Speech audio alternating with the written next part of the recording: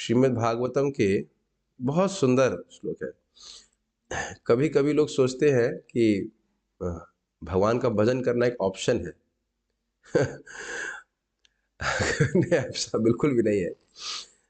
श्रीमद् भागवतम 11:2 में ये कहा गया है, कोनु राजन इंद्रियवान मुकुंद चरणाम्बुजम न भजेत सर्वतो मृत्युर उपास्यम अमरोत्तमई। बहुत सुंदर श्लोक है। कह का मतलब कौन ऐसा व्यक्ति होगा। को नु निश्चित सी बात है, नु मतलब निश्चित। राजन इंद्रियवान, हे राजन, ऐसा कौन व्यक्ति होगा जो इंद्रियवान है। इंद्रियवान का अर्थ है आंख नाक कान है। ध्यान दीजिएगा कि इंद्रियां तो सबके पास है, बंदर के भी पास है, पक्षी के भी पास है, लेकिन यहाँ इंद्रियवान का अर्थ है कि मनुष्य शरीर में जिसके पास ये इंद्रियां दी हैं भगवान ने, वो मुकुंद चरणाम्बुजम, भगवान श्री कृष्ण, भगवान विष्णु कृष्ण मुकुंद जो मुक्ति प्रदान करने वाले हैं, उनके चरणाम्बुज अर्थात उनके चरण कमलों को न भजेता। आप देख रहे हैं, इसको इंग्लिश में रिटोरिकल क्वेश्चन कहते हैं, जिसका उत्तर बड़ा ऑब्वियस है। ऐसा कौन व्यक्ति होगा, इंसान होगा, जो इंद्रियों से युक्त है, जो भगवान की सेवा करने में समर्थ है, कर सकता है और नहीं करेगा। तो ऐसा क्यों कह रहे हैं, क्यों भाई, क्या जरूरत है करने की। तो कह रहे हैं न भजे सर्वतो मृत्यु, भजन नहीं कर रहा है भगवान का, तो बताइए इस जगत में ऐसा कौन सा स्थान है जहां मृत्यु नहीं है। समझ में आ रहा है बात। हर जगह व्यक्ति मृत्यु के ग्रास के, काल सर्प के ग्रास में है।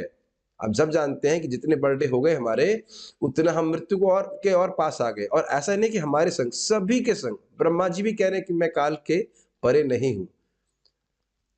तो कह रहे हैं आगे, कहते हैं उपास्यम अमरोत्तमई, जो अमरों में भी उत्तम है, शिव जी, ब्रह्मा जी, वह भी, उनके द्वारा भी भगवान उपास्य हैं। तो जो अब सर्वथा म्रियमाण है, जो कभी भी मर सकता है, तो उसके लिए तो कितने उपास्य होने चाहिए। समझ में आ रहा है।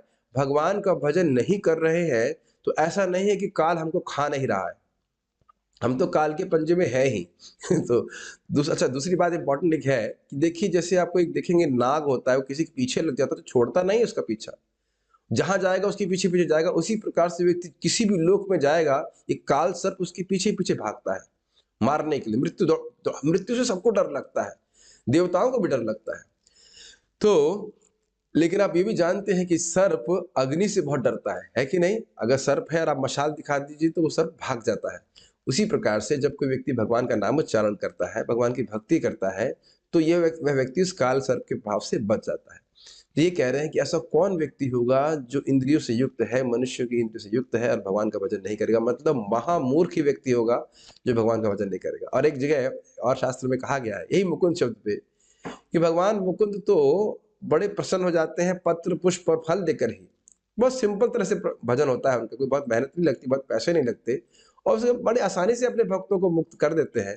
तो बताइए, मुक्ति के लिए अलग से प्रयास करने की क्या आवश्यकता है। नरसिंह पुराण को कोट करते हुए श्रीला विश्वनाथ चक्रवर्ती ठाकुर कहते, तो समझ लीजिए, हम यदि भगवान की भक्ति कर रहे हैं तो उसमें कोई संदेह नहीं है कि हम मुक्त हैं। मुक्त है, होंगे नहीं बोल रहा हूं, मुक्त है। जैसे ही आप जप करने का संकल्प लेते हो तो मुक्त है, जप करने की तो बात छोड़िए आप। और जैसे आपने कुछ सोचा कि मैं मंगल आरती जाऊंगा या उठूंगा, जैसे ही कृष्ण की सेवा का संकल्प लेते हैं तो आप मुक्त हैं। सेवा कर रहे हैं तो कहना ही क्या। समझ में आ रही है बात। तो भक्त को अलग से मुक्त होने का कोई प्रयास नहीं करना होता। भगवान की सेवा करने से वही मुक्ति की तरफ, अमृतत्व की तरफ बढ़ता रहता है।